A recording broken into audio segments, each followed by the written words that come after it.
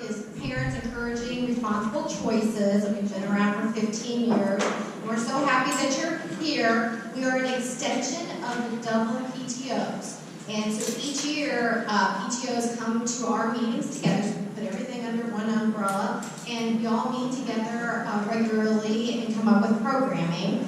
You're all invited to come to any one of our programs that are our programming to set up for next year. We meet the third Wednesday of the month at 9:30 over at Central Office. You're all welcome to come to that. Also, I encourage you to go to our website after this because we would love to hear your thoughts about this program, or if you have thoughts about another program that you have in mind too. And there's a survey, fill that out, and it's perfect timing because it helps us through picking out programs for next year. We're starting to do that. I hope you picked up the flyer as you came in because we have our next program, What's for Dinner? Meal Planning for a Busy Family. It's on February 6th, and it's here at the Abbey Theater, also here too. We have a Dublin mom who's going to be putting this together for us, as well as a dietitian from Nationwide Children's Hospital. Also, we have Be Well happening on February 29th, and we, meaning the school district, does it in conjunction with Hilliard School District on February 29th, and they also have a great speaker coming, and it's about the gift of failure, so I hope you come to that. Also, our state representative, and there's some flyers out front here, she's putting on a program that's called Youth Mental Health First Aid Workshop, and so you can register for that. That's on Saturday, and then there's also one that's happening on February 1st as well too. And it's a great opportunity to learn a lot about mental health and identifying it within your family and also friends and so forth too. A special thanks to Dublin City Schools for all their support, the Dublin Rec Center. Mathmasia is a great support to us, and we appreciate them. And also just all the support we get from all the PTOs. Today, we are leading an open discussion about the LGBTQ community and our kids. We have Dr. Mike Patrick from Nationwide Children's Hospital as our host and monitor today. This is the third time he's been with us, and he does a great job putting this all together. And we want to thank, because we asked the community for their questions. So the questions you're hearing today are from PTOs as well as parents and so forth. And then Dr. Mike and Amanda LaBelle, they put them together, all the questions, and organize them and get them here. And Amanda works for Nationwide Children's Hospital, but we're lucky to have her at our table with P.E.R.C, and she also has kids here in the district too. One reason why P.E.R.C is here is to present topics that get you thinking, and so that you can go home and talk to your kids about them. And today you're going to learn about how to approach this important subject with your family. Without further ado, I really do, I hope you take all the information that's here today. You're going to hear a lot of different perspectives, and we're so happy that you're all here with us today. And without further ado, afterwards, they'll be up here for questions too. And we have some other parents who have come from the audience too that will be up here that if you have any questions too. So thank you for being here, and without further ado, thank you. Great. Everyone can hear me okay? Sound check. I want to welcome all of you. The first thing I'd like to do is just introduce our panel. We have really a lot of expertise in different areas. So Dr. Scott Leibowitz is with us. He is Medical Director of Behavioral Health for the Thrive Gender Development Program. And we'll talk more a little bit later on in the program exactly what that is. But it's at Nationwide Children's Hospital. He's also an Associate Professor of Psychiatry at The Ohio State University College of Medicine. He is the co-chairman of the Sexual Orientation, Gender Identity Issues Committee for the American Academy of Child and Adolescent Psychiatry. And he's on the faculty for the World Professional Association of Transgender Health's Global Education Initiative. All that to say, he has a passion for working with the gender diverse youths of all ages, and is a leading national and international, back from Vietnam in the last 24, 36 hours. But he is an international expert on the mental health and well-being of LGBTQ+ youth. And then we also have Michael Eblin. He counsels youth and families at Centera, which is a Central Ohio mental health agency. He received a master's in social work degree from the Ohio State University and has previously worked as a prevention specialist at Kaleidoscope Youth Center and at Ohio State's Student Counseling Center, where he facilitated a therapy group for transgender students called True Selves. Michael is currently the LGBTQ+ program coordinator at Centera. He leads the Celebrate You support group for teens and the Celebrate Us group, which supports parents and families of LGBTQ+ youth. And then we have Tyler Baker with us. He is a guidance counselor at Dublin-Jerome High School, a graduate of Miami University, where he earned a bachelor's of science in education, as well as a master's degree in educational leadership. Tyler holds a second Master of Education degree in school counseling from the University of West Alabama. As an educator, Tyler has a passion to support and impact the development of all students and finds great joy in being a part of their growth and development. And then we have some really fantastic parent contributors with us tonight as well. Pam Antos is an English teacher in Hilliard City Schools, and she was inspired to get involved with LGBTQ advocacy when her son came out as gay during his junior year of high school. She is a nationally certified professional development facilitator with GLSEN, Central Ohio. We'll talk more about what that is a little later in the program. She also serves as the chapter's co-chair and coordinates professional development offerings for local educators. And then we have Jaren Terry.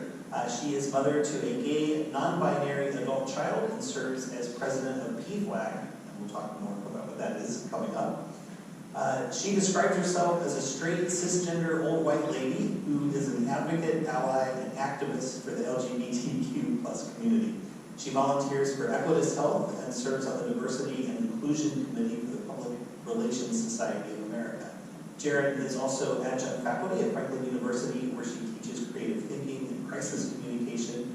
As board president with P.E.R.C in Columbus, Jaren advocates for social justice and human rights and is a frequent writer and speaker on diversity, equality, and inclusion. She is a U.S. veteran and Ohio native. She holds both bachelor's and master's degrees in communications from Virginia Commonwealth University. She and her husband reside here in Central Ohio. And then Laura Moyer, last but not least, is a speech and language pathologist and community volunteer who describes herself as first and foremost a mom. Her son came out as gay at age 12 and has been fully accepted since day one. Laura is passionate about educating others about the LGBTQ community and is a strong advocate for inclusion and representation. So let's begin with Dr. Scott. LGBTQIA+, what do all these letters mean?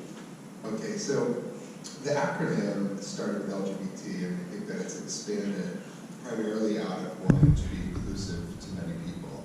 But first, I would caution that actually every single person has a gender identity, every single person has a sexual orientation, every person has a body or a sex anatomy, and everybody expresses their gender in their own way.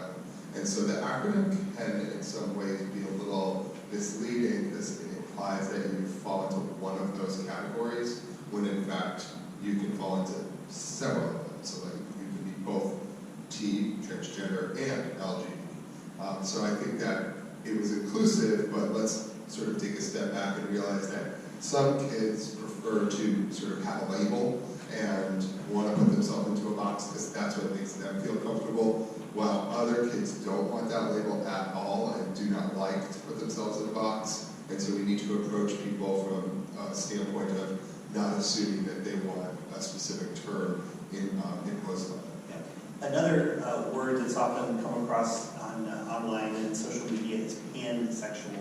What does that mean? So again, anytime someone's using a term that you think you know or you even think you don't know, the best thing to do would be to ask, what do you mean with that term? Because I've heard pansexual used in different ways.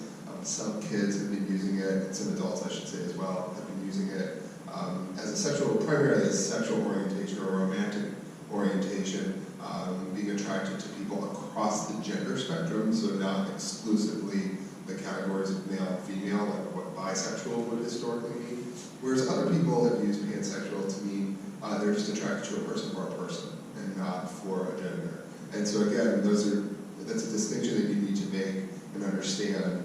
So our need sometimes to understand, what does this term mean? Actually, move away from that. It doesn't matter what you want the term to mean. It matters how the person uses the term. Jaren, you describe yourself as straight, cisgender. Why do you use those terms, and where does heterosexual kind of come in? How do you know which term to pick? So straight, cisgender, old white lady. I do old just because I like to be honest. The rest of it's true too. But I use those terms to introduce myself in the company of other people who are either LGBTQ or allies, because it lets them know I'm a safe person. Because I recognize by saying I'm cisgender, that basically means that the gender I have in my brain about myself matches what the doctor said I was when I was born. And that just means I'm in alignment. And straight means I'm heterosexual. And it just, I like to use those terms just because it gives people kind of a safe space to realize, oh yeah, I'm with somebody who gets it. Sure. Michael, what about pronouns? We hear a lot about those. How do you know which pronoun to use? Should you ask someone if they haven't come out and said what pronoun to use? Yeah, I think that it's good to like ask everybody if you can get in the habit, or like I love what Jared's example was, is that you sort of lead with your own, and it's I think it is still like an affirming attempt, but it is often that only people that are gender non-conforming in some way will be asked what their pronouns are. So it would be good to kind of open it up, which is a lot of the reason why people, I think, are getting in the habit of wearing pronoun pins. A lot of organizations are adding it to their email signature to kind of lead in with that conversation, rather than wait until you are curious about somebody's gender presentation and then asking exclusively. And what if you choose the wrong pronoun? How do you handle that? Yeah, so I would say the best rule of thumb is to not belabor the point. So to move past it quickly, but to correct yourself by saying, sorry, he, and then just keep it moving. And then the other thing I would add is to probably do some of that practice or some of that work on your own to kind of prove that you are actually sorry, and that you're really, I think that effort can kind of smooth over anything that somebody feels not from. There's increasing awareness about LGBT issues and the fact that we're here talking about this tonight. Are we seeing more of this, or is there just more awareness? And this is where Dr. Scott is. So I mean, LGBTQ people have been in existence for say ancient times. Okay, so this is not a matter of something new. It's just a matter of people have felt less comfortable to be able to come out. And I think that as we've seen the internet connect to people who previously weren't able to be connected in the last 2 decades, we're seeing people say, "Wow, these are experiences that I'm having, that other people are also having, and now I'm feeling comfortable being able to just share them." So the answer to that is that no, it's not something that's just a brand new thing. It's something that's been going on for a very long time. A large percentage of the people in the world identify as LGBTQ, and we need to, we're behind in how to support them. We need to catch up. Do we have any idea, like percentage-wise, what portion of the population would identify? So again, this is really difficult. I said previously that the challenge is that collecting this data is very difficult when the questions are asked on population instruments and population surveys, like the Youth Risk Behavior Studies an annual, it's an every other year study that is done. It's like the census for youth, and only a certain percentage of states actually ask the question about sexual orientation, and even less so ask about gender identity. So we don't officially have estimates of the population. We also don't know because many people don't declare themselves to be LGBTQ. For adults, it's another story. The Williams Institute out in Los Angeles has looked at the data and has extrapolated various factors. 1 in approximately 200 people who are adults are identified as transgender. And so for a cisgender gay person, it's even higher percentage. Maybe approximately 1 in 7 to 1 in 10 identify as a cisgender gay person. Can you walk us through the typical development of gender identity? Sort of at what point in a child's life do they start to have realization of their gender? So historically, the research has looked at gender identity development, but only in kids where it was what we would call typical. So sort of kids who were diverse in their gender identities weren't necessarily studied. It's a difficult thing to study for many reasons, and that's a whole other subject. Some kids are born very clearly identifying as a gender. So whether it be the gender that's consistent with their body or the gender that's not consistent with their body. And I think that that's an important thing to talk about. But there are other people that, for some people, might be a biological, environmental interaction that with puberty, the effects of puberty in the body cause someone to understand their gender identity to maybe be different than what their body might be. So there's multiple pathways for different people, and that narrative of like, oh, I've always known since I can walk and talk, doesn't apply to everybody. And so when kids come in without that narrative, it's important that we don't necessarily say, well, you need that narrative in order for this to be authentic. Michael, when would a child sort of know that they're gay? In your experience, are there certain ages where this tends to come out more than others? I don't think so. I think it really is scattered across the board. That I have heard stories of people that essentially as soon as they were socially aware, as soon as they were talking, they were like showing certain preferences. And then I know people certainly with puberty that it becomes kind of shifts into focus with like the hormonal influence.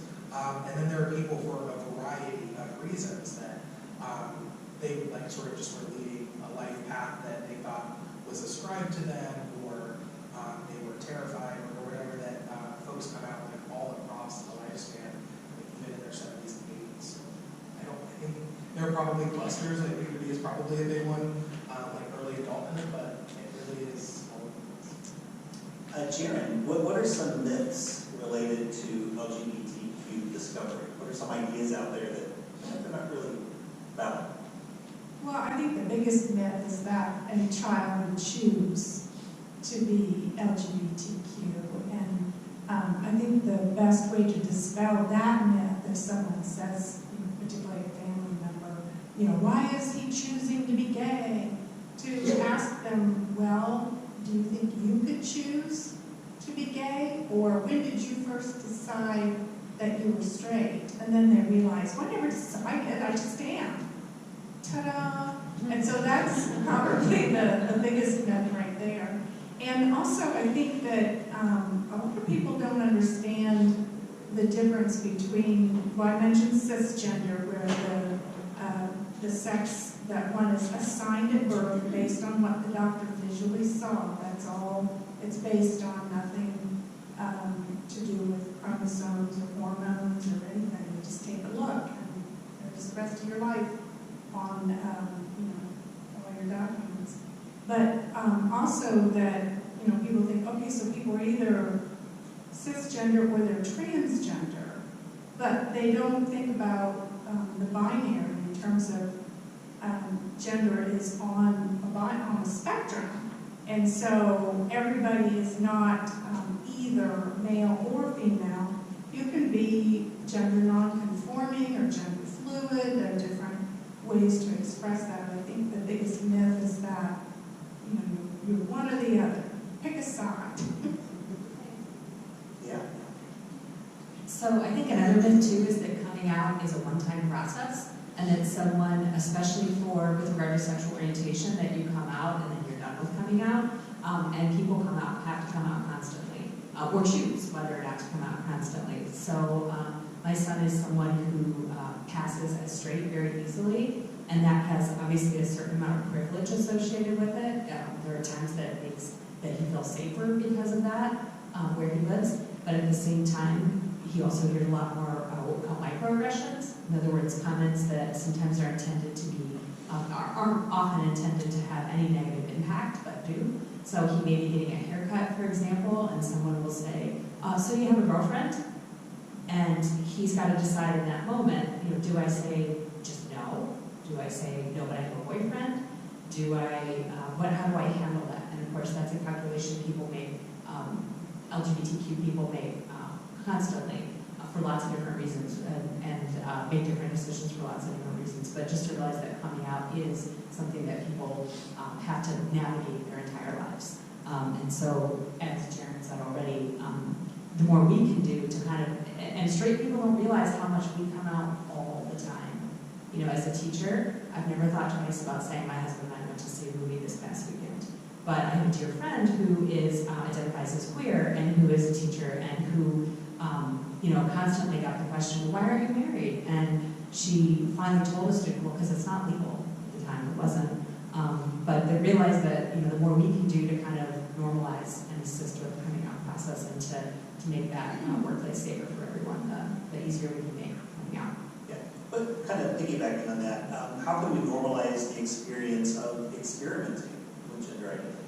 I like, for example, what Dr. Leibowitz said, which is first of all recognizing again that we all have a gender identity. The more we can do to make sure that everyone has the chance to have to be gender creative, to not gender toys, for example. Toys don't have a gender. No toy has a gender. And so, or certain activities, the more we can do, especially from early ages as parents, to resist the temptation to socialize our kids into thinking that, well, if you're a girl, you're probably going to want to take dance classes, and if you're a boy, you're probably going to want to play football, or not that there's anything wrong with either of those things. But the more we can do to encourage spaces both in our homes and in our classrooms that are, and not make assumptions about choices kids will make about their leisure activities, we can help normalize that. The next question is for Laura. Can discovery just be a phase? It's possible, but in my experiences and talking to a lot of parents, it's really not. Kids know what they know about themselves, and when they're talking to their parents, I would say their parents should listen and kind of continue that conversation rather than saying, no. But here's the bottom line.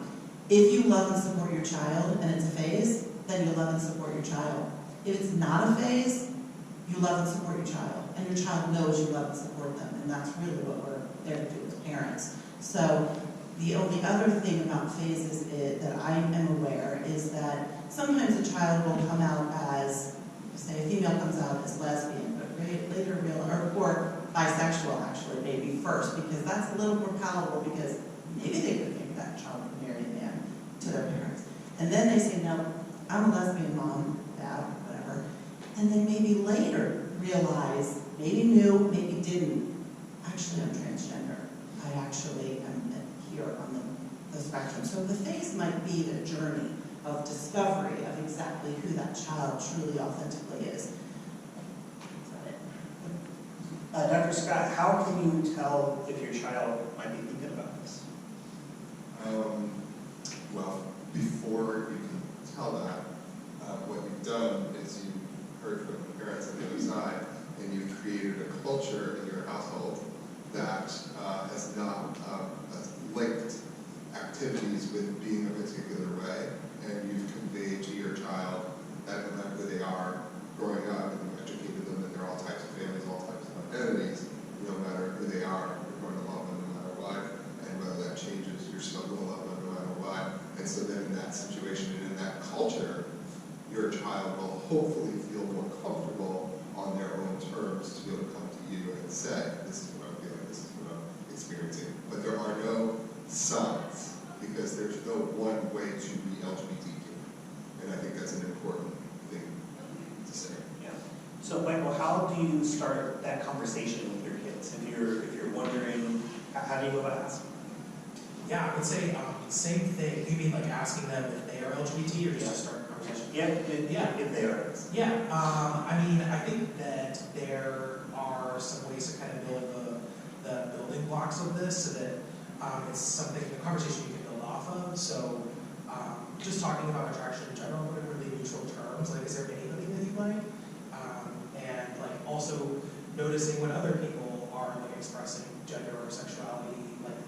it says like, or is your own, like, oh, they're really cute, or things like that, that kind of normalize that conversation.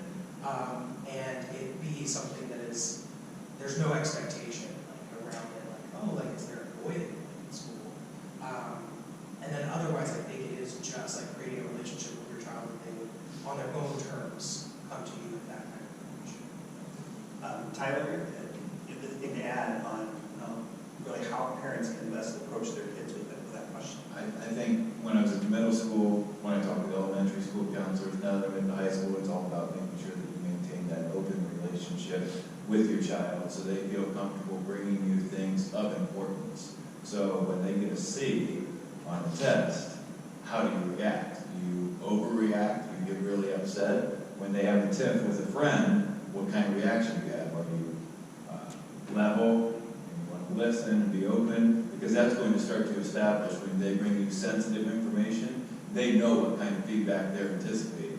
So if they don't feel confident and comfortable with sensitive information that they might be sharing, they might be quicker to withhold that. And I think you said it when you talk about relationships, instead of predetermining, is there a boy that you like? Is there a girl that you like?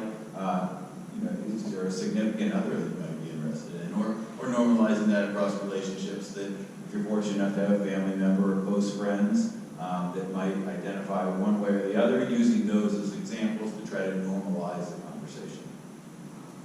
Jaren, if I suspect that my child's gay and hasn't come out yet, how can I support them? Even though I may have feelings that they are, but they're not admitting it. How can we support them? Well, first of all, I would say don't confront your child. Don't say, are you gay? Do you think you might be gay? Just wait for them to tell you when they're ready, but create an environment in your home where they are going to know that you are going to be affirming. One way to do that is when you're watching television and a commercial comes on with a gay couple, just make a positive comment. Oh, that's really cool. That's all you have to say. There's a magazine or tell people about how to tell your children that you came and attended this program. You learned a lot of really good information. Drop the subject. Just put it out there so that they know in the back of their mind that, gee, I guess mom and dad are okay with this. So they feel safe coming to you. And Laura, what if you take that advice, but you're still curious and you ask and they just keep denying it, you just keep asking? I say no, don't keep asking, but reset. First of all, don't beat yourself up for doing anything already that maybe up here you've heard is a no-no or you shouldn't do, because we're going to make mistakes as parents. We're going to say the wrong thing, we're going to goof, we're going to make a mistake, we're going to give them a criticism we should have, whatnot. But I say reset, continue following this kind of advice. But if you're at that place and you just want to know, and you want to know what's our path and how do I help, maybe you as a parent need to look to P.E.R.C Columbus. It's a great organization. Jaren's the president. You look for resources. You start to learn and grow. You become a better ally for potentially your child and for maybe their friends, your friends, other family members. And you start to develop a comfort and more understanding of how to approach this. And your child will see that you are doing those things. So just take it from there for yourself, and then always be ready for your child when your child comes to you. Cam, what if you take that approach and your child gets upset, and you keep dropping hints, you keep asking, and now there's conflict? How do you handle that? So you mean there's conflict because you keep bringing it up? So I think it's really important to maybe stop and kind of be aware of your, why does that matter so much to you? To stop and dig into that a little bit. Like why, and I think there's, I believe this firmly as both a teacher and as a parent. Apologizing to our kids is huge, right? So owning when we make mistakes, not being afraid to say, and then to get the help that you need, whether that's going to a P.E.R.C meeting, whether that's reaching out to for some mental health resources for yourself to really kind of figure out, am I causing that conflict or feeling that conflict because I'm really nervous about what that's going to mean for our extended family. I'm afraid that grandma is not going to be able to handle that. Really dig into where are those feelings coming from, and again, go back to the reset that Laura mentioned already, and try to get the relationship back to just, and what Tyler said too about just encouraging kids to come to you, and I think that's really important. Michael, so when there is conflict in the family, what advice do you have? At what point does the family really need to seek some professional guidance, counseling type of? I mean, I would say, as a general rule of thumb, that oftentimes people wait way too long. That oftentimes we're sort of put in, as therapists, put in the position to put band-aids over like gaping, bleeding wounds. And so I would say this is true for when you're seeing even sometimes a subtle change in your child, or if you're feeling unsettled. It's not supposed to be a crisis that gets you into a therapist's office. And the large majority of people could benefit. So yeah, I would say before, like sooner than later. And if you're noticing themes, it's typically you're not going to be worse off by asking somebody to look at that movie objectively and go into that. Sometimes I would think that if a child's getting upset, maybe it's because of the way that you're presenting it, and maybe the upsetness is really in you as a parent. I mean, how can you stop and identify that maybe I'm the problem? Assume that you are. No, I'm just kidding. They are like, there's some phrase like they're like nature's best mirror or something. The kids are sort of that thing. So I guess like I say that in jest, but also because it's also probably like the only part that you can really control. And your kids will have big feelings, and they will have things that they struggle with. And so that should be normal for you. So if you're noticing that you're struggling more, or if this is something that's really coming up for you a lot, I think that's a good sign to this. Tyler, how is LGBTQ addressed in health class here in the Dublin School District? So I'm not an expert on the curriculum across our entire district, but I know enough at both middle school and high school levels that in our health classes, our health teachers take great pride and care to make sure that when they're presenting information, it is in a, I use general neutral term this morning. However, the suggestion was perhaps even gender equality or gender equal, which is essentially promoting the same kind of message. When we get into our anatomy units, same exact things. We're still going to be talking about healthy relationships, being healthy relationships regardless of what that relationship looks like. Being safe when you get into any kind of sexual situation, same exact thing. It does not matter who the individuals are involved, you still want to be safe.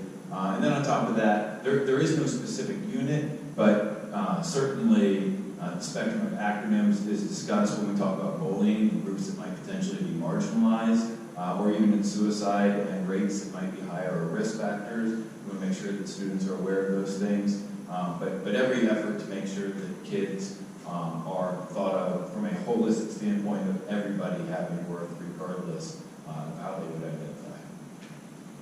Dr. Scott, if a student has an idea that one of their friends may be struggling through this, what kind of conversations can they have to help out their fellow students? I think it's important that the parents in the room help their kids who are helping their friends understand the boundaries and the parameters in which they should be helping.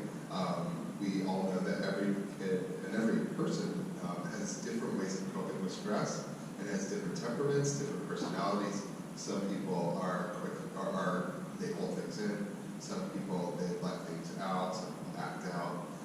And so I think helping our kids support their friends by saying, I'm here for you, I'll support you no matter who you are, come to me if you have an issue, more open-ended ways instead of forced, like, are you LGBTQ, or you need to come out, like offering direct advice. Oftentimes I'm hearing a lot in clinical practice that some of my patients, their friends are well-intentioned and their friends want to help them, but it becomes more about their friend than it is about them, and their friend is telling them, you need to just come out, because their friend is wanting to show a demonstration of support. So I think that helping educate your kids not to do that, but I do want to just end with safety first. So sometimes kids take on the role of mental health professional, and if another kid will come to them and say that they're experiencing a suicidal thought, or they're experiencing self-injurious behaviors, that is not something that they should be managing on their own. They need to go take directly to someone in the school, or can call a crisis hotline like the Trevor Project is a 24/7 LGBTQ hotline that is very LGBTQ affirming, so they cannot take this into their own hands. They have to bring this to a trusted adult. Michael, what are some conversation starters that parents can have with their kids to help them be more sensitive to the issue, maybe more open-minded about it, and then maybe that would help open their eyes to the struggles that some of their fellow students may be having? Yeah, I think it goes back to like the earliest conversations are more about like pointing out like difference, especially if the child notices it, and explaining it as a part of like normal and healthy human diversity. Wow, look, we are all so different. It's so interesting. Like kids do notice difference between people. I think if you've ever been in public with a kid, they'll often be like, look, and that's like mortifying probably, but they are seeing the things, and we just have to help them ascribe the meaning. So I would say that's part of it. It's like, that, yeah, everybody is different. And then there's also some kind of subtle ways I think you would hear this before it becomes a problem, where like, and this is also sometimes just developmentally like normal, but that kids will be like, well, boys are supposed to do this and girls are supposed to do that, and then just asking that kid, like, well, how do you know that? Hold on now, like we know that everybody's different, so help me work that out with you, and having like a conversation, hopefully where you're not just telling them, kind of helping them work through it in their head, so that it just becomes reflex. So moving over to this side, what were some of the conversation starters that you can recall having in your homes? Any of you? For Jaren, I will assign Jaren to this question. Me? Conversation starters about looking out for other kids, or? And just about the issues in general. Okay. Sorry, this was not one of our. For us, it was probably more specific to LGBTQ, because my husband and I had a sense that our son was probably a part of that community of people very early on. So when he would say, when I get married someday, I want to have kids, I said, that's great. And he said, who do you think I'm going to marry? I said, well, you could marry a man, or you could marry a woman. It just depends on who you fall in love with. And that was pretty much the end of the conversation. But he told me years later that that gave him a little lightness on his shoulders. I didn't know that, but I knew that he needed to hear from day one that that's a possibility. Anybody can marry whomever they fall in love with. So that's one example for me. So I think another thing to do is to realize no child is too young to have this conversation brought up in an appropriate way. So the first time I remember, when you asked that question, it took me a minute, but thinking back to when my oldest son, one time, who at the time was, I think, maybe 4, maybe 5, and I had a friend over, and I'm not sure how he was playing with some toys on the floor or something. I don't remember how the question came up, but the thing I remember clearly was him saying, well, boys don't kiss boys. And I paused for a minute, and I thought, okay, here's where the rubber meets the road. How do I answer this question that's going to determine what I'm teaching my child about sexual orientation? And so I said, well, some boys kiss boys. And he said, and I said, and some girls kiss girls, and some girls kiss boys. And of course, now I would answer that even in a more gender expansive way, but this was 20 years ago. And I had a friend sitting there named Lori, and my son said, well, do you and Lori kiss each other? And I said, no, Lori and I just both kiss boys. And he went back to playing, and that was the end of it. And so I think it's really important to realize that a lot of times when kids ask those questions, they're presenting us with an opportunity to, again, to normalize and to just answer a question and not panic. And the more we can do to do that, the more groundwork it lays for those later conversations, that creates more options for kids. Tyler, what do you do with a student in school who maybe is exploring their sexuality, but this has not been discussed at home? Listen. What we do as counselors, one of our ethical principles is when a student is sharing with us in our office, the intention is for that information to be private. There's a couple exceptions. If a student's safety might be in jeopardy or other kids' safety might be in jeopardy, then we have to make sure that students go up front. If we're starting to get into sensitive waters, that we might not be able to maintain everything that you share with us, and we might have to share that with other people. And we're pretty direct and pretty clear on that, so they know if safety is an element to our conversation, that's something that we have to make sure that we share with people that can get us the right supports. But other than that, we want to make sure that we're listeners. We want to make sure that kids have the opportunity to kind of explore their own feelings and thoughts without being directive, making sure that they can kind of process through on their own what they're thinking about. But I guess it's possible that we as counselors might know information before parents do. Or any kind of information might cycle through us and then never come back up again. So it just depends, but we're going to be listeners. And Michael, in your experience with counseling, when this issue comes up in a counseling session, do you encourage kids to talk to their parents about it? What is the advice that you can give them? It depends. Yeah. Not necessarily. That's probably not the place that we start. That I first kind of want to just know what's going on with this kid. One of the benefits of being a therapist to children is that you do interact with their parents. So I probably already have some level of a gauge on what's going on with that situation. I'm also somebody that is I would say perceptively queer. So if they've been nice to me, and if I've worn a necklace or something, and they didn't seem to have a reaction to that, I kind of we've already done some of that work already, So I think that's part of it, but I think that I think that is the best case scenario. It would be great to have kids in all situations share everything that they can with their parents, but there have been a few instances where we were, unfortunately, this is, I think, really sad, but we were counting down the clock until they knew that financial support would be taken. That sometimes that goes through college. I've had people that their college funds were cut and they were completely disowned. So I also have to say, this is a theme that comes up a lot for me. I also remind a lot of my clients, this is not your project to manage. Nobody asked you if you were straight. Nobody ever confirmed that with you. So I understand the need to disclose this. I understand you wanting to feel authentic and be your full self. But you should also do that in a way that is most affirming and safe for you, and not to feel pressure to manage this, make it go perfectly, wait for the perfect timing.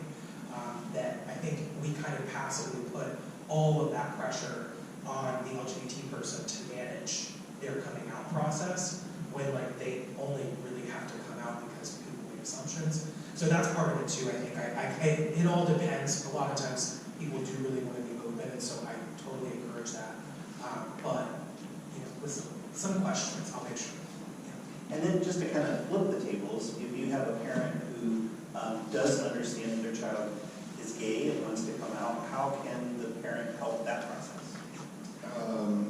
That's an important question. I think the theme that we're seeing here, before I give the specific to that, is that we're all talking about creating a culture and an environment that is different from what we're all used to. We're all used to growing up marinated in this sort of gender binary and lumping together certain activities having to be associated with certain genders.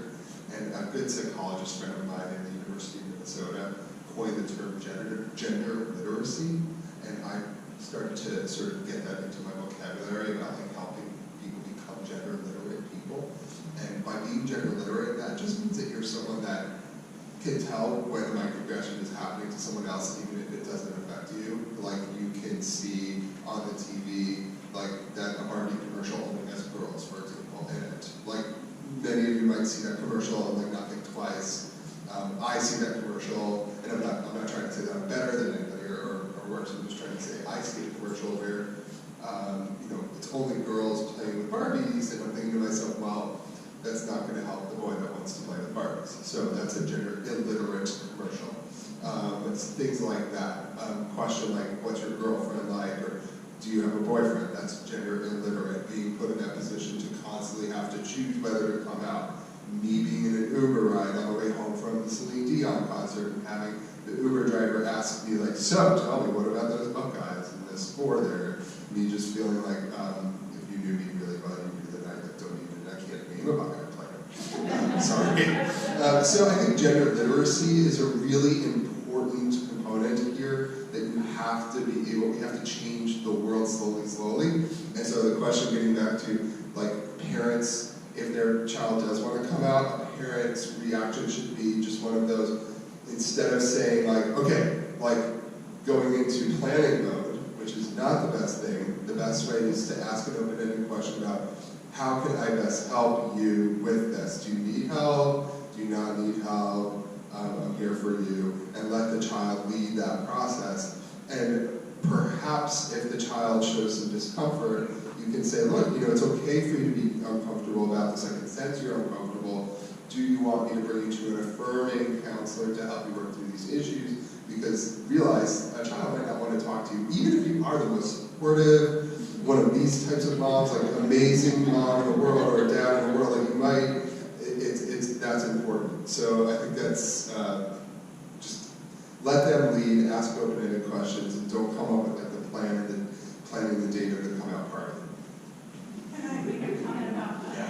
Yes. So I'd like to piggyback on that. So a lot of kids, in my experience with the other moms I know, they will ask the parent to help them tell Aunt Sally and Uncle Joe or Grandma. And so sometimes it is helpful to say, well, especially if there's a family gathering coming up, would you want me to tell them or do you want to not say anything? But one thing to be sure of, especially if you're going to like a family reunion or a big family dinner, and you've got that bombast of an uncle, that works with, who is going to be constantly making snide remarks trying to get at whether your kid is gay, you can come up with a family exit plan. Maybe have a code word or phrase that every member of the family knows.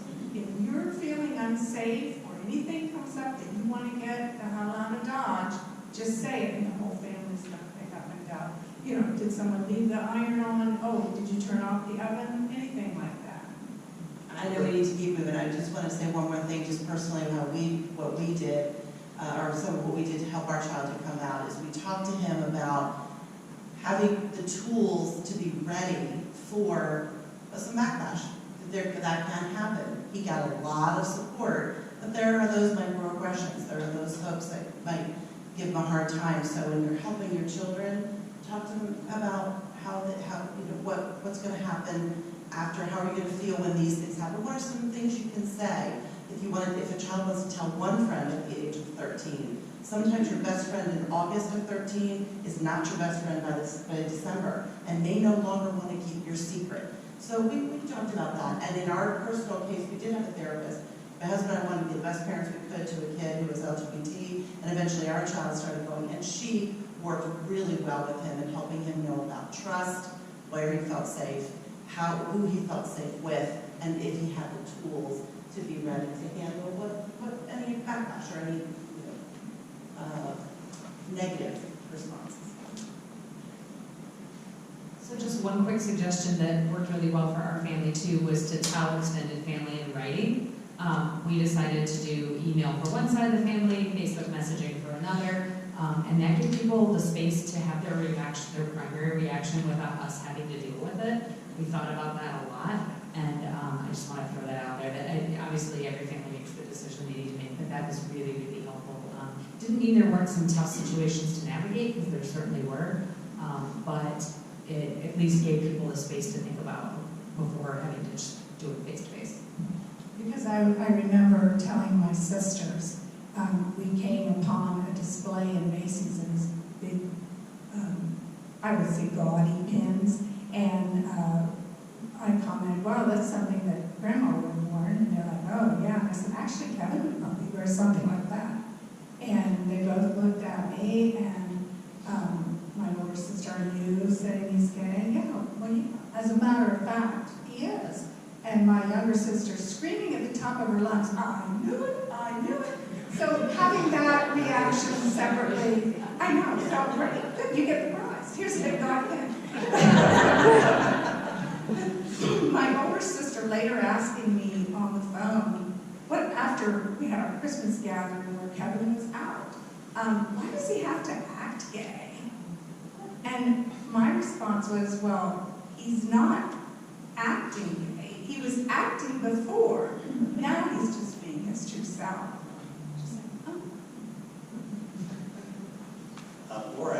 you approach a conversation with a parent who may be having a child that's coming out or they're questioning and maybe you feel like they need some support?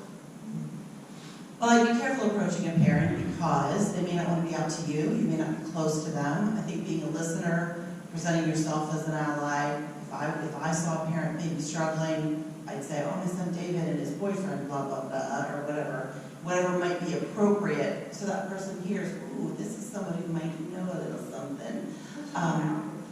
Well, you don't want to, that's an excellent point that I was going to make next, that Sharon said, no, that's true.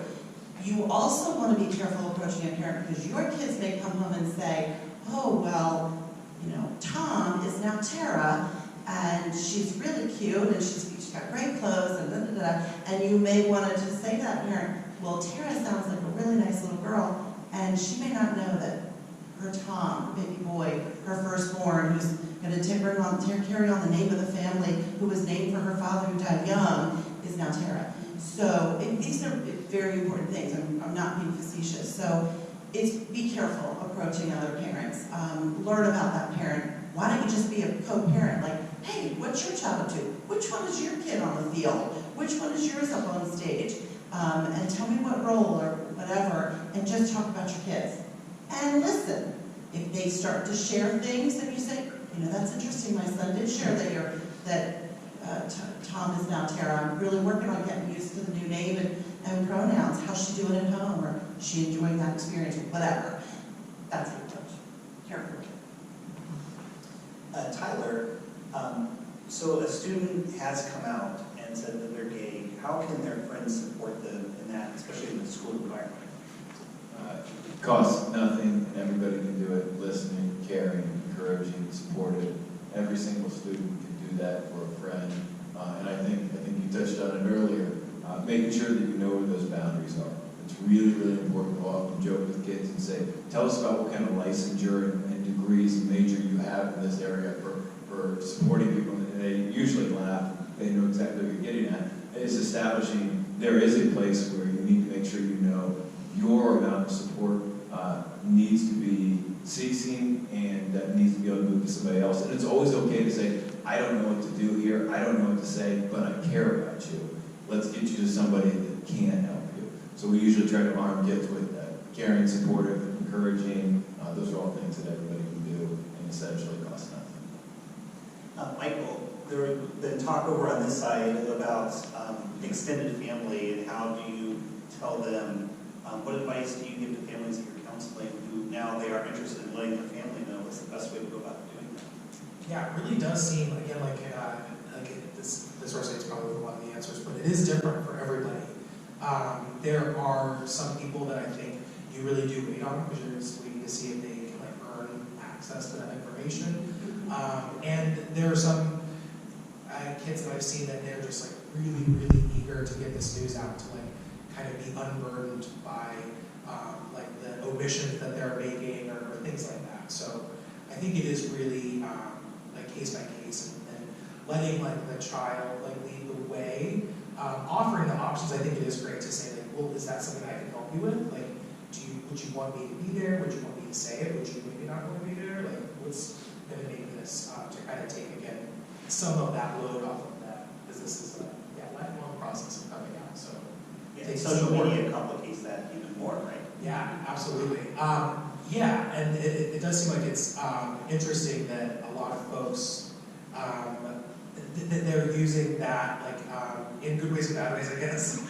Either that you might need to protect your kids from comments if there are posts that are LGBT, but it might also be one of the cutest ways that I have seen anybody come out is I normally don't like the gender reveal things because that's kind of counter eggs before they hatch sort of thing.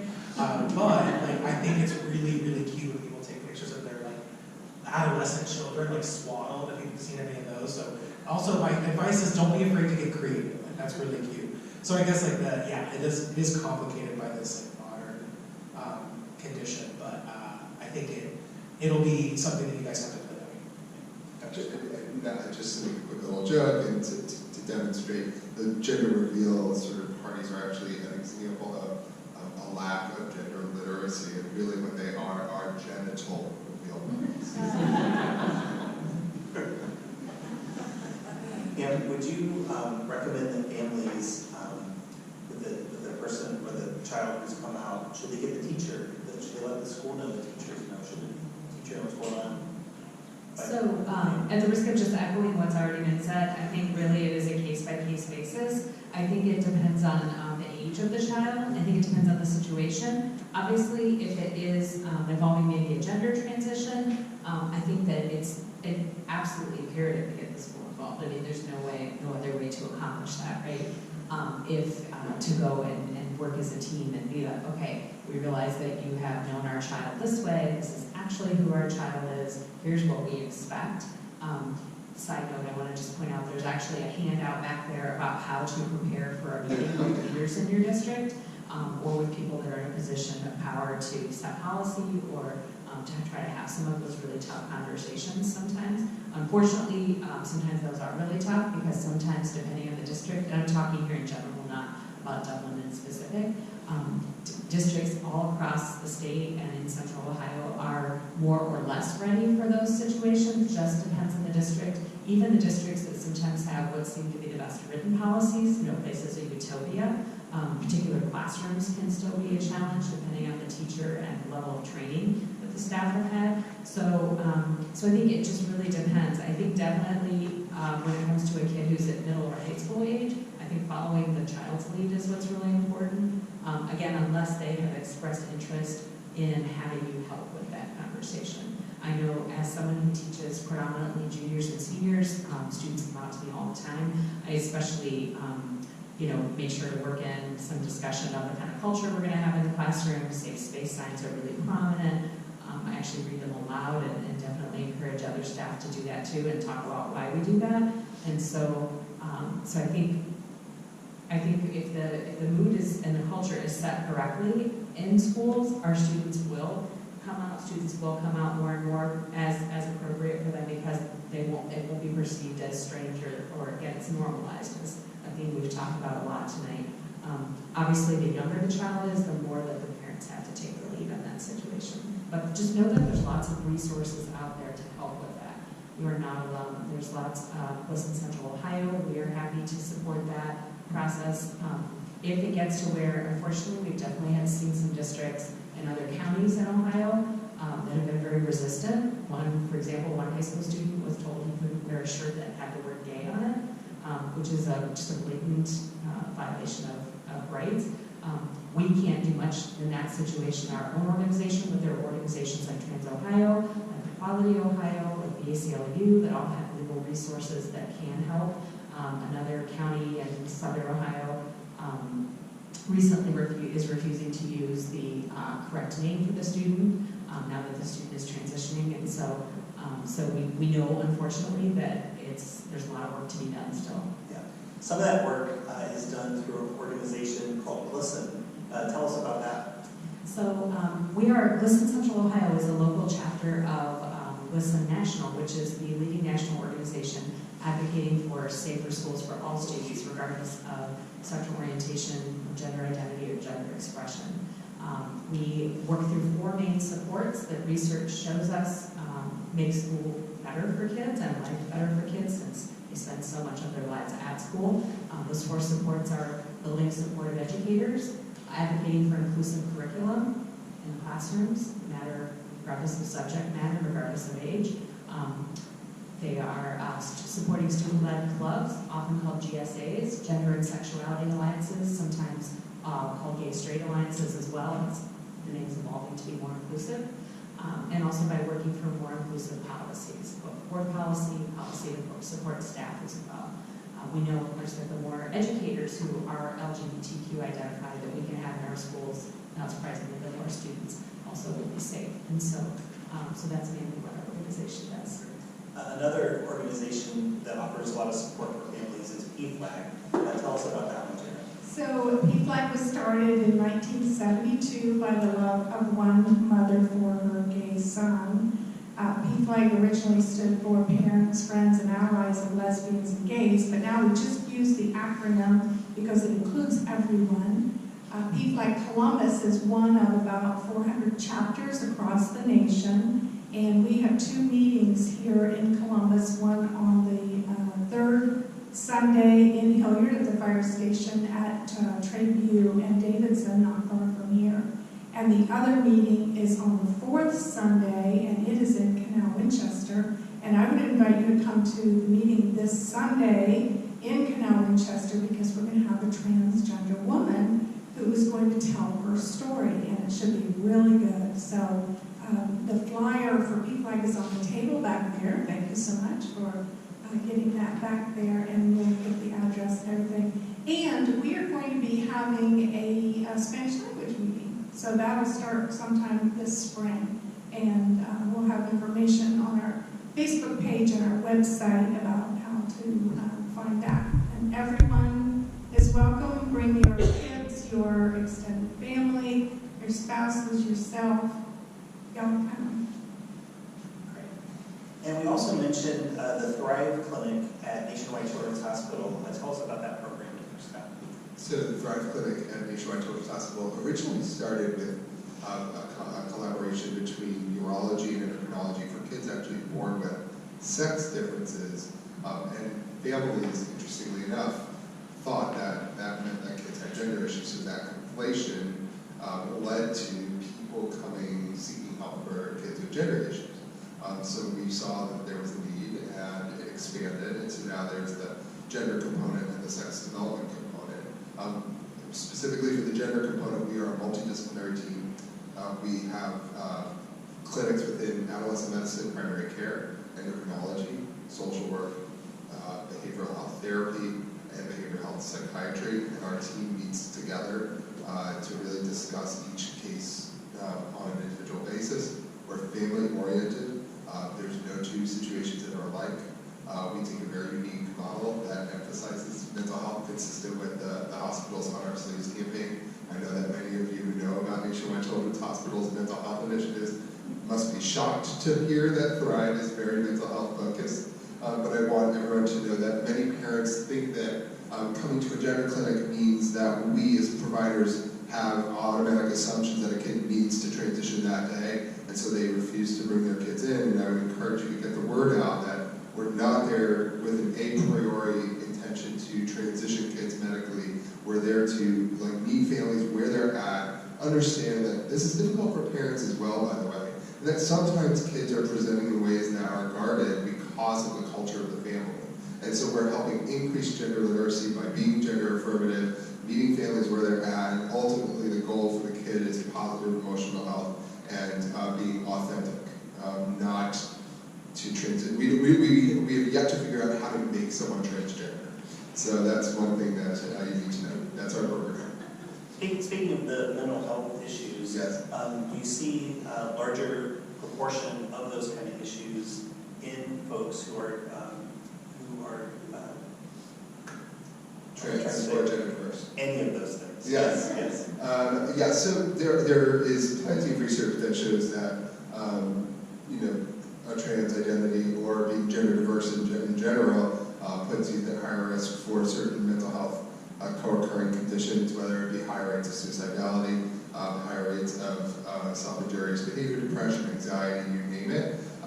The research, though, that's been done is that it's not an inherent issue with the identity itself, that what mediates that higher rate is much more about stigma, minority stress is something that we've termed, and parental acceptance is humongous when it comes to protective factor. So for example, among only LGBTQ youth, a big research group out in San Francisco, the Family Acceptance Project, has done the leading research on suicide and LGBTQ youth, and they found that if you only look at that group, kids who are exposed to more rejection in their families have a 9 times higher rate of suicidal ideation or attempts.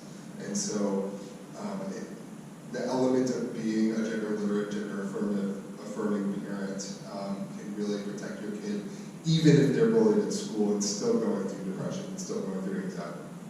And what should parents do when they have those concerns with mental health issues? Who do they get involved? Where they turn? They should come to us. They should come to the Thrive Clinic. They should seek out mental health counselors. We're not the only one. They should see someone like Michael. They should go to Sotero. They should go to groups. I think a big challenge is sometimes knowing, something that I hear parents say a lot is they don't want to take their kid to the wrong person. So they don't want to take their kid to someone who would do what's called conversion therapy, which is clearly something that's illegal in many states. There's just many, conversion therapy on one end, but at the same time, some families are afraid that a therapist might encourage, tell a kid, prescribe like a come-out plan, and this is what you have to do. You have to transition, you have to do your hormones starting at this date, and that's also maybe rushing a process for a family or for a kid that they might not be ready for that either. And so I think that it's okay to question whether that therapist is really more about leaving an open space that's both gender literate and gender affirming without prescribing a certain pathway. And I think that it's okay for you as parents to question these therapists in the beginning. And I would love to get Michael's take on this, how to screen for a good therapist, because there are many well-intentioned therapists on both sides, both extremes, that might not necessarily be helpful. Yeah, I think that is a really complicated issue, because I often share with clients that even good therapists are not good for everyone. So there is just something about fit. So to complicate that even further with competency, I do think is just another layer that gets complicated. But I would say the only way that I guess I have heard that the most reliable way to know if somebody is good to their clients is usually to ask folks that have gone to them. Somebody that's paying attention to their client's experience of them is probably more intentional anyways. And typically, when the community identifies that somebody is good at this, there's sort of this flooding that happens that usually that word spreads quickly. And so I think that might be, I guess one of the best things would be how much experience do you have with this? Have you, for instance, one of the ways I would assess a peer would ask them if they'd ever done any letter writing, how many clients they'd had. There are a few things that I think you can ask more specific than, is this something you're okay with? Because most therapists are going to say that they are affirming, and that's probably true that they're at least accepting, but it might be good to have somebody that is start with somebody that is specialized and then kind of vet them from there with some specific questions. There's probably a lot of families who really have no idea where to even start with this. And so I would think that one good resource would be your school guidance counselor, P.E.R.C, affirming teachers, just someone who has helped other families through this might be a good starting place to figure out where to go. Yeah, I would say that in every school, they should have a system that kind of screens out people that not everybody would need therapy, but then school counselors should be identifying, oh yes, this person probably should go see somebody. So that is, I think, a really good thing to lean on. And I think one of the reasons why Centero as an organization, a lot of our services are focused on school-based services. I think partly because we see there's a huge need with young people, but also because it's just, what we're trying to do is prevent suicide and raise kids that are really healthy and happy, that it is probably, we have to start at the school and find a way to bring it to the mental health. Tyler, what resources are available in the Dublin schools to help LGBTQ children feel welcomed and affirmed at school? Sure, so we want to make sure that every kid feels supported when they're at school. Most of our schools have gay-straight alliances, GSAs, or called Spectrum, or I know some of our middle schools use some of our Centero programming, the Celebrate You program, which is both for students and parents. That, from people that have used that, have been really, really positively received. So those are all really good things, but we also have school counselors, student support specialists, administrators, teachers, coaches. We want every kid to feel like there's somebody in their corner. I know at our school and at other schools as well, people take measures to make sure that that is 100%. In our staff lounge at one point, we had every student's name on the list. And staff went through and said, do you have a connection with this kid? And we tried to find a kid that didn't have a connection or didn't have somebody in their corner. And that's just one simple thing that we might do to make sure every single student feels supported. So there's got to be somebody with as many staff members as we have in Dublin that we can find to connect with each individual kid. Pam, you had mentioned that there are some schools that are not affirming, and there isn't as much support. If a family finds themselves in that position, what should they do?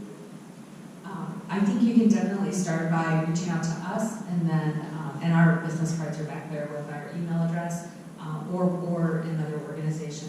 You can, but pretty quickly, if the school is absolutely intransigent, if you have tried to meet with someone in power, the principal, starting with the teachers, obviously as a teacher, if a parent has a concern, it's always good to start with the teacher.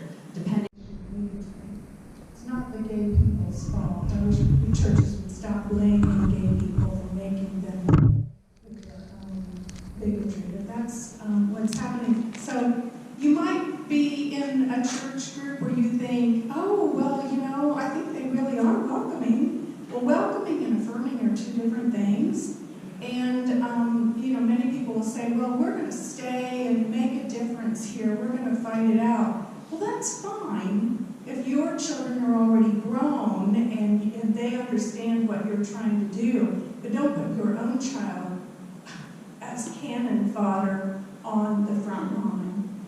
So, someone in the session this morning came up to me afterwards and said, well, you know, there are affirming churches. And I have to say, yeah, some churches are affirming. They are far and few between. You really have to do your homework to find out which ones they are. One way to do that is to really dig on the website and find out what their statement of faith is. And in the Christian church, that statement of faith almost always is, the Bible is the inerrant word of God and is what we stand on. And so, if you see that, run like hell and take your kid with you, because the Bible, in 1936 is when the word homosexual was put into the Bible. And I caution you to think about how Scripture was used to keep slaves in their place, and been used throughout history to marginalize and groups of people, and to well, here we go again with the penis comment. But anyway, it's about the patriarchy is a term I should use. That, you know, the persons in our society who have the penises and have the white skin are the ones who usually call the shots. And, you know, today is the 100th anniversary of suffrage for women. Women got the vote 100 years ago, but you still see a lot of patriarchy. But anyway, don't put your child in harm's way. Don't be your child's first bully, and don't let anyone else bully your child. And Dr. Scott, this can be a complex issue, right? Because some families have, the parents have their support systems within a faith community, and it may not be so simple to me. Correct, and there are some women with penises as well. But I just wanted to say, I think that it's important to know that not every family knows that they are bringing their diabetic kid to the sweets shop. I said that in an earlier panel, and so I think it's important to know that parents are going through their own issues, and that's okay. Parents are allowed to have their own processes and their own way of coping and dealing with things, and coming to terms and coming to their own conclusions in their own timeline. I know that sometimes that might just conflict with what's in the best interest of their children, but a lot of things parents do, they don't always get it right, and so that's why we're here to help them sort of weigh the risks and benefits of where they're at and come to their own conclusions. And it's never too late to repair that. I hear you say that you regret what the path that you've chosen with your own faith institution, but at the end of the day, I'm getting a little personal here, and I hope I'm not stepping out of line. Look at the amazing child you had, and look at where that person's at, and that experience of growing up in that faith community, even if it was a series of microaggressions from the time that they were young, caused them to be resilient. And so there's always a positive from any negative experience. And so parents hopefully can learn the difference between and affirming and welcoming in their own time, and we shouldn't necessarily shame parents when they come to you, and like you're saying to a parent that's bringing their kid to that church that they just feel so connected to, you say, how can you possibly bring your kids there? I think that that's only going to make them feel, the parents feel uncomfortable talking to you about it. So, the best way is, again, to listen. And thank you for bringing that up, Dr. Leibovitz. But I will say that at P.E.R.C, we meet you where you are.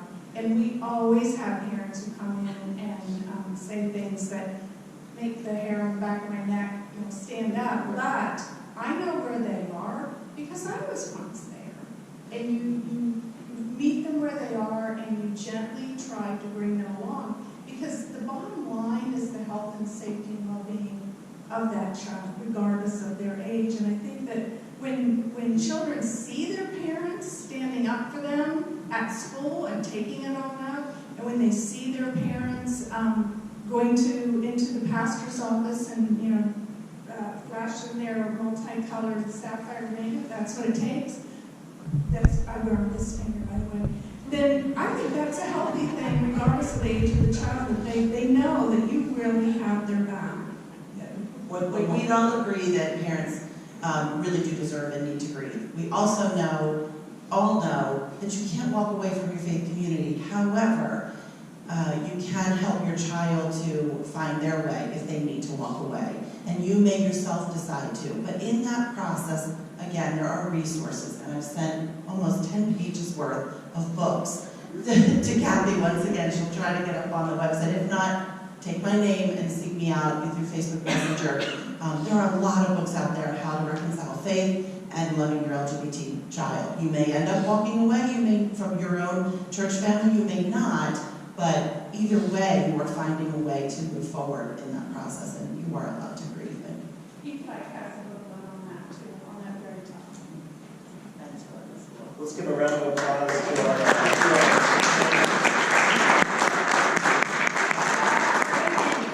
We appreciate it. Our panel will be up here for a few minutes. We also have people from Centera here, Nationwide Children's Hospital. There's a parent here as well too, Teresa Jedikin, thank you. I'm sorry. Judiker, thank you. And so I applaud these folks for coming. And just so you know, Dr. Scott has to leave, so he's not running out. He really has to leave. Apologies. No apologies. We appreciate everything. Thank you so much.